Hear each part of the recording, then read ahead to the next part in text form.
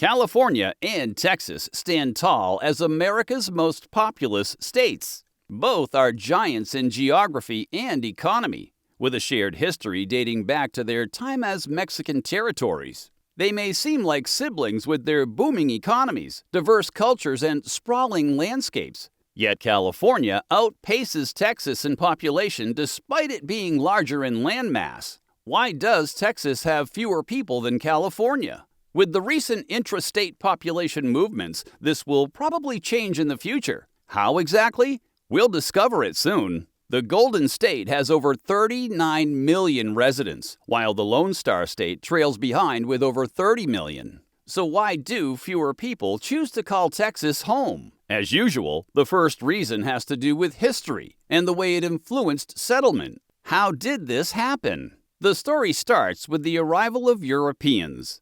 Spanish explorer Juan Rodriguez Cabrillo in 1542 was the first European to reach California near what today is San Diego Bay. However, Spain neglected the region for over 2 centuries, focusing on its more lucrative territories in Mexico and Central America. It wasn't until 1769 that serious colonization efforts began with the Portola expedition, which laid the foundation for the network of missions and settlements that would shape California's early development.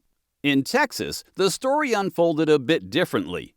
The first Europeans to set foot there were Spanish explorers in the early 1500s. But just like California, the region was initially overlooked. It wasn't until French explorer René Robert Cavelier de la Salle accidentally landed there in 1685 that Spain decided to establish a stronger presence, concerned about French expansion coming from their colonies in Louisiana in the east. This kicked off the establishment of missions and settlements, eventually leading to the creation of San Antonio in 1718. As Europeans settled both territories, conflicts erupted with the native tribes. In Texas, the Comanches fiercely resisted Spanish and later American expansion for over a century, leading to bloody skirmishes and shifting power dynamics. California also saw numerous conflicts between settlers and indigenous peoples, especially during the Gold Rush era, when the flood of fortune seekers encroached on native lands, leading to massacres and forced displacement. Fast forward to the 19th century. Both states became embroiled in Mexico's struggle for independence. When Mexico won its freedom from Spain in 1821, California and Texas became part of the new nation. However, the American settlers in Texas soon grew restless, declaring independence from Mexico in 1863. 9 years later, Texas joined the United States as the 28th state. California's path to statehood followed closely behind, spurred by the discovery of gold in 1848, leading to its admission in 1850. Hey, if you're enjoying this dive into history and geography, don't forget to subscribe and like this video. We've got plenty more interesting stories just around the corner.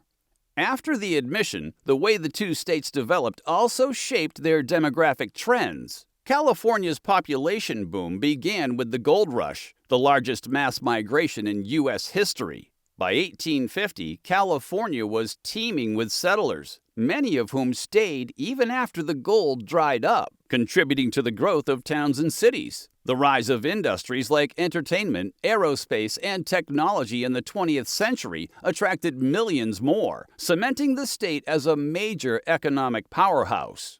Texas, while also experiencing rapid growth, followed a different trajectory. The state's initial population surge came from its cotton and cattle industries, later boosted by the discovery of oil in 1901.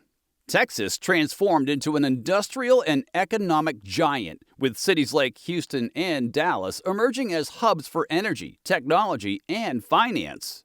Still, its growth was more dispersed across its vast territory, resulting in a lower population density. Now that we know how European settlement affected population patterns, how did geography impact growth? Well, California and Texas are worlds apart despite their similar sizes. California's coastline stretches for over 840 miles along the Pacific Ocean, attracting millions with its beaches and Mediterranean climate. The coastal region is home to nearly 70% of California's population, drawn by the temperate weather and economic opportunities in cities like Los Angeles, San Diego, and San Francisco. The state's mountainous region, like the Sierra Nevada and fertile Central Valley, also support diverse lifestyles, from skiing in Lake Tahoe to farming the land that produces 1/4 of the nation's food. Texas, by contrast, spans roughly 268,000 square miles, making it nearly 60% larger than California. The state's geography ranges from the desert mountains of the west to the flat plains of the east. The climate in Texas can be harsh, with sweltering summers and wide-ranging temperatures across its regions. The state's population density is just 105 people per square mile, significantly lower than California's 251. But why does all this matter? Well, geography plays a huge role in where people choose to live. California's temperate weather, scenic beauty, and iconic cities make it a magnet for residents. Meanwhile, Texas, with its vast open spaces and extreme heat, has struggled to attract the same level of population density despite its lower cost of living. That's, of course, until recently. We'll talk about this soon. The combination of geographic features and early settlement patterns has had a huge impact on their economy.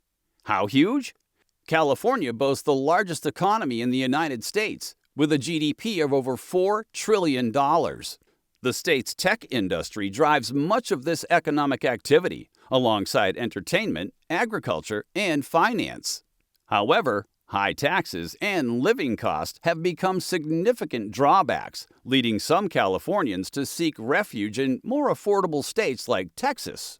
Texas, with its business-friendly policies, has become a top destination for companies and workers alike. The state's lack of personal income tax, affordable housing, and extensive road network have attracted people from across the country. Texas has been investing heavily in expanding its infrastructure like highways and developing new residential areas, while California has focused on combating urban sprawl and promoting sustainable development. California's efforts to modernize public transportation and reduce car dependence have made its cities more appealing for those who prefer urban lifestyles. In contrast, suburban growth in Texas has led to a more car-dependent culture. Today, California's major cities dominate the population landscape, with Los Angeles alone nearing 4 million residents. In comparison, Texas's largest cities like Houston and Dallas have around 2.3 and 1.4 million residents, respectively. The Lone Star State may be growing rapidly, but its population remains more spread out, with fewer dense urban clusters. Meanwhile, California has faced population declines due to high living costs, high taxes, and other economic realities. Texas continues to grow, bolstered by its booming industries and migration from other states. As urban development accelerates, Texas will rapidly close the population gap with California. Actually, projections from the Texas Demographic Center reveal that Texas is on track for significant growth in the coming decades, largely influenced by migration trends. If the state continues to attract newcomers at the same rate as it did between 2010 and 2020, Texas could see its population exceed 40 million by 2049 and hit an astonishing 44.4 million by 2060. But here's the big question. Could Texas actually overtake California in the next 30 years? What do you think? Would that be a positive or a negative shift? Let me know your thoughts in the comments. Thanks for watching, and I'll see you in the next fascinating geographical deep dive here in Blue Lighthouse.